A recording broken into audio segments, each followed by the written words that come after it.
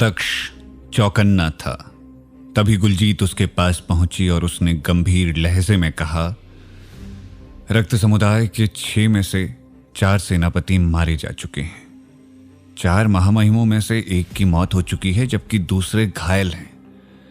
मीरगंज हवेली के 2 शासकों की भी मौत हो चुकी है और बाजीराव भाग चुका है। इसके अलावा भी कई शक्तिशाली योद्धा मारे गए हैं। लगता है रक्त समुदाय का कोई दुश्मन इस अवसर का लाभ उठाना चाहता है। दक्ष ने मुस्कुराते हुए कहा, सच में रक्त समुदाय के ब्रह्मांड मंडल के योद्धाओं का बड़ा समूह मारा गया है, लेकिन उनके शव अब भी सुरक्षित हैं। यदि रक्त समुदाय के अर्ध ब्रह्मांड मंडल के 9वें स्तर के योद्धा उन ब्रह्मांड मंडल के योद्धाओं के शवों की शक्तियों को अवशोषित करें तो उनकी क्षमता में निश्चित रूप से तेजी से बढ़ोतरी होगी। गुलजीत ने कहा, आपका यह विचार अति उत्तम है। दक्ष ने कहा, इसके अलावा समूचे झुंझुनू में इस समय अराजकता की स्थिति है। किसी को नहीं पता कि आगे क्या होने वाला है। वैसे क्षेत्र के योद्धाओं को भी यदि संसाधन की आवश्यकता है तो मैं उनकी मदद करूंगा। काले बिल्ले ने दक्ष की बातों में सहमति जताते हुए कहा, गुरु, यह सही फैसला है। इसमें संपूर्ण मानव जाति को लाभ मिलेगा। दक्ष ने कहा, क्योंकि अब मैं रक्त समुदाय का मुखिया हूं, तो इस समुदाय की प्रभुता और अखंडता अक्षुण्ण रखने की जिम्मेदारी मेरी है। इसकी सुरक्षा के लिए जो भी कदम उठाने होंगे उन्हें मैं निश्चित रूप से करूंगा। काले बिल्ले ने कहा, समुदाय की सुरक्षा हम तभी कर पाएंगे जब हम कम से कम एक दिव्य हथियार प्राप्त कर लेंगे। इसलिए हमें अब भार्गव अस्त्र और ब्रह्मशिरा लेने के लिए जाना चाहिए। दक्ष ने पूछा, ये दोनों अस्त्र कहाँ हैं? भार्गव अस्त्र और ब्रह्मशिरा अस्त्र झुंझुनू के शीर्ष 10 दिव्य हथियारों में से एक थे। ये दोनों अस्त्र इतने प्रभावी थे कि इसके इस्तेमाल से झुंझुनू की आधी अराजकता को खत्म किया जा सकता था। इन दोनों अस्त्रों को शीर्ष 1000 हथियार वाले अस्त्रों से भी कई गुना मजबूत माना जाता था। काले बिल्ले ने कहा, निलय महासागर। गुलजीत ने पूछा, ऐसा क्यों? मैंने तो सुना है कि निलय महासागर का रास्ता बंद है और उसमें कोई भी जीव प्रवेश नहीं कर सकता है। काला बिल्ला मुस्कुराने लगा और उसने कहा, भार्गव अस्त्र और ब्रह्मशिरास्त्र कोई साधारण अस्त्र नहीं है।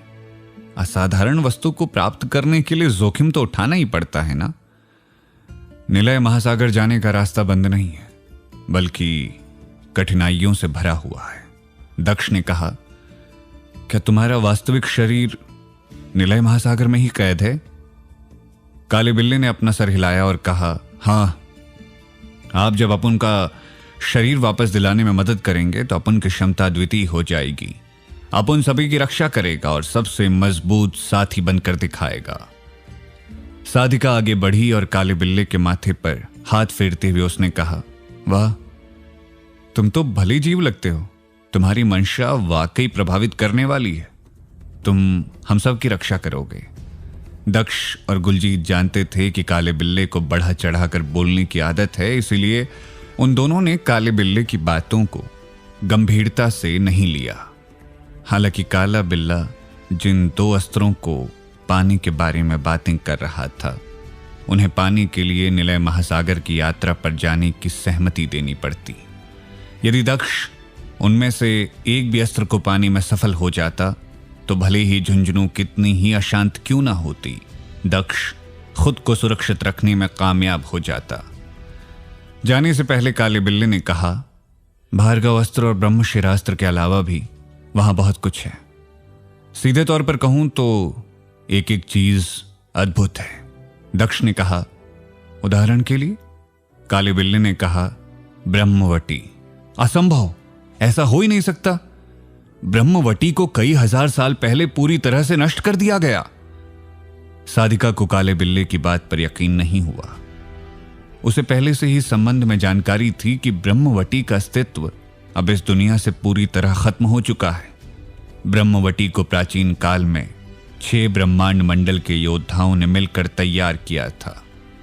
क्योंकि प्राचीन काल में जानवरों का बहुत आतंक था, इसलिए उससे मानवों की सुरक्षा के लिए इस शक्तिवर्धक पेय को बनाया गया था। इस पेय को पीने के बाद कोई साधारण योद्धा भी ब्रह्मांड मंडल के शरीर को प्राप्त कर लेता था।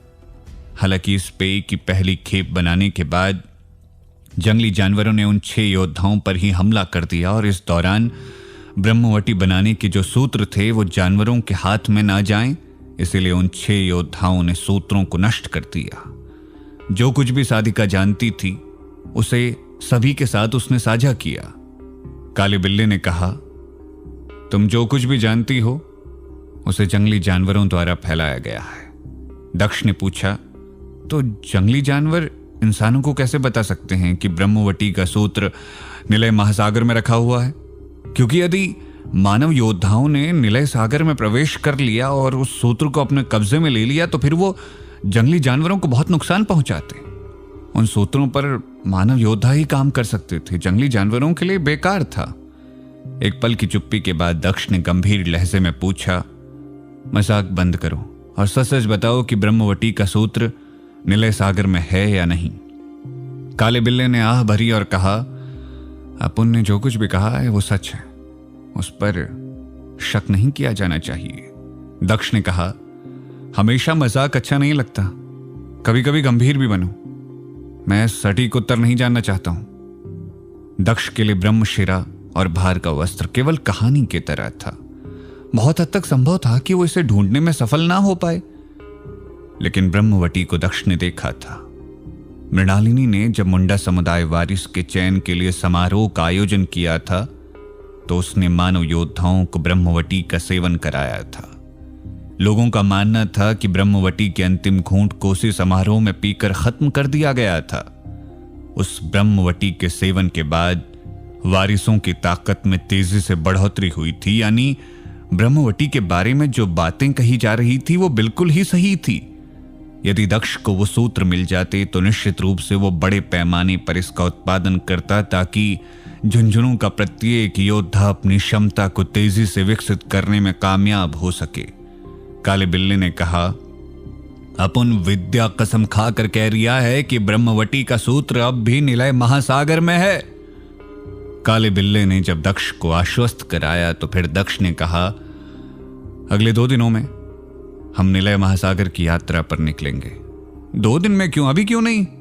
काला बिल्ला बड़ी जल्दबाजी में था। दक्ष ने कहा, क्योंकि अगले 2 दिनों में मुझे कुछ महत्वपूर्ण काम निपटाने हैं। उस रात दक्ष, सेनापति मुस्तकीन और सेनापति जितांशु, पूर्ववर्ती युवा प्रतिनिधि और 10वें सम्राट देवपाल की पूजा करने के लिए रक्त समुदाय की कब्रगाह में गया। दक्ष ने देखा कि एक 30 फीट लंबी कब्र बनी हुई है। इतने लंबे कब्र को देख दक्ष को हैरानी भी हुई। उसने पूछा, किसी मनुष्य की कब्र इतनी बड़ी कैसे हो सकती है? दक्ष की बातें सुनकर सेनापति मुस्तकीन और सेनापति जितांशु गंभीर हो गए। वो दोनों कब्र को सम्मान पूर्वक देखते थे और उसके आसपास जोर से बोलने की हिम्मत भी नहीं करते थे। सेनापति मुस्तकीन ने कहा, मुखिया, यहां पर बातें मत करिए। इस स्मारक के संबंध में कुछ भी बोलना ईश निंदा की तरह है। यह किसी मानव का शरीर नहीं है जो 6 फीट का हो। यह मनुष्य के रूप में देवता थे। 10वें सम्राट की मौत हो चुकी है, लेकिन उनकी आत्मा अब भी मौजूद है। मुझे उम्मीद है कि वो एक न एक दिन वापस जीवित हो जाएंगे, इसीलिए हमें उनका सम्मान करना चाहिए। तभी दक्ष की नजर सामने बने एक विशालकाय मूर्ति पर पड़ी। उस मूर्ति से निकलने वाली ऊर्जा डरावनी थी। सेनापति मुस्तकीन ने देखा कि दक्ष की निगाहें मूर्ति पर गड़ी हुई है। उन्हें डर था कि मुखिया फिर कुछ न बोल दे, इसलिए उन्होंने पहले ही कहा, यदि लगातार अभ्यास जारी रखा जाए तो मनुष्य की ताकत इतनी हो जाती है कि वो भगवान को भी युद्ध के लिए चुनौती दे सकता है। हालांकि इसी दौरान यदि उस योद्धा के मस्तिष्क पर नकारात्मक विचार हावी हो जाएं तो फिर वो दानव बन जाता है। दक्ष ने उत्सुकतावश पूछा, 10वें सम्राट जब इतने शक्तिशाली थे तो उन्होंने केंद्रीय सत्ता को अपने अधीन करने की कोशिश क्यों नहीं की? सेनापति जितांशु ने कहा, झुंझुनू में कई बार इस संबंध में चर्चा हुई, लेकिन कोई भी इस निष्कर्ष पर नहीं पहुंच पाया कि आखिर वो इस स्तर की क्षमता को विकसित करने में कामयाब क्यों नहीं हो सके। शायद कोई योद्धा उनके बराबर की क्षमता विकसित करने में कामयाब हो जाए तो वो 10वें सम्राट से इस संबंध में पूछताछ कर सकता है। दक्ष ने आगे कोई भी सवाल नहीं पूछा। वो मूर्ति की ओर बढ़ने लगा और उसने कहा, मुझे दिव्य रक्त की 1 करोड़ बूंद चाहिए। दक्ष की बातें सुनकर दोनों सेनापति हैरान हो गए। सेनापति मुस्तकीन ने कहा, क्या कहा? 1 करोड़ बूंदें? दोनों सेनापतियों को लगा कि नवनियुक्त मुखिया उनके साथ मजाक कर रहा है, क्योंकि प्रत्येक साल रक्त समुदाय के मुखिया को केवल 200 बूंदें दिव्य रक्त मिलती थी, जिनका इस्तेमाल वो अपनी क्षमता को बेहतर करने के लिए करता था। ऐसे में युवा प्रतिनिधि ने 1 करोड़ बूंदें मांग दी थी, तो इतनी बूंदें प्राप्त करने के लिए रक्त समुदाय के मुखिया को 50,000 वर्ष लग जाते। आप दिव्य रक्त की 1 करोड़ बूंदें चाहते हैं। इतनी बड़ी मात्रा में दिव्य रक्त प्राप्त करना संभव है, और जितनी दिव्य रक्त समुदाय को प्राप्त होती है उनमें से सारी की सारी आपको दे भी दी जाएं, तो फिर रक्त समुदाय के अन्य योद्धाओं का क्या होगा? वो अभ्यास कैसे कर पाएंगे? ऐसे में तो समुदाय कमजोर हो जाएगा। सेनापति जितांशु ने गंभीर लहजे में कहा। एक पल की चुप्पी के बाद जितांशु ने दक्ष को समझाते हुए कहा, दिव्य रक्त इतनी आसानी से प्राप्त नहीं किया जा सकता है। सभी जानते हैं कि दिव्य रक्त की 1 बूंद में इतना प्रभाव होता है कि उसके सेवन के बाद कोई भी योद्धा एक पहाड़ को तोड़ सके, इतनी क्षमता अर्जित हो जाती है। वैसे इतनी बड़ी मात्रा में दिव्य रक्त को पाकर आप क्या करना चाहते हैं मुखिया? सेनापति मुस्तकीन ने जितांशु की बातों में सहमति जताते हुए कहा, मुखिया, सेनापति जितांशु सही कह रहे हैं। आपके मुंह से ऐसी बातें सुनकर मुझे हैरानी भी हो रही है। इतनी मात्रा में दिव्य रक्त को संग्रहित करने के लिए कोई बर्तन भी नहीं हो सकता है। दक्ष ने मुस्कुराते हुए अपने थैले से लकड़ी का एक जार निकाला और सेनापति जितांशु की ओर बढ़ा दिया। इसका प्रयोग करें। इसमें दिव्य रक्त की 1 करोड़ बूंदें संग्रहित हो सकती हैं, और चाहें तो उसे बेचकर उतना ही दिव्य रक्त खरीद सकते हैं। इस जार को दक्ष ने पवित्र वटवृक्ष की शाखा से तैयार किया था। अरुण भगत के हाथ में लकड़ी का दिव्य जार देखकर जितांशु को हैरानी हुई। उन्होंने फौरन अपना हाथ आगे बढ़ाया और दक्ष के हाथों से जार छीन लिया। ऐसा कैसे हो सकता है? सेनापति जितांशु की आंखें हैरान थी। उन्होंने गौर से जार का अध्ययन किया। जितांशु के चेहरे पर विस्मय के भाव देखकर सेनापति मुस्तकीन भी उत्सुक हो गए। उन्होंने पूछा, यह क्या है? मुस्तकीन लंबे समय से जितांशु के साथ रहते थे, लेकिन उन्होंने कभी भी जितांशु के चेहरे पर ऐसा भाव नहीं देखा था। क्या यह किसी प्राचीन पेड़ की लकड़ी से बनी हुई है? सेनापति मुस्तकीन ने जितांशु से पूछा। जितांशु ने कोई प्रतिक्रिया नहीं दी। जितांशु ने पवित्र वटवृक्ष के संबंध में काफी अध्ययन किया था, इसलिए सेनापति जितांशु पहचान गए थे कि लकड़ी का जार पवित्र वटवृक्ष का बना हुआ है। यह इतना बेशकीमती था कि इसे बेचकर निश्चित रूप से दिव्य रक्त की लाखों बूंदें खरीदी जा सकती थी। जितांशु अपनी जिज्ञासा को छिपाने में असमर्थ थे। उन्होंने दक्ष की ओर देखा और पूछा, यह क्या है?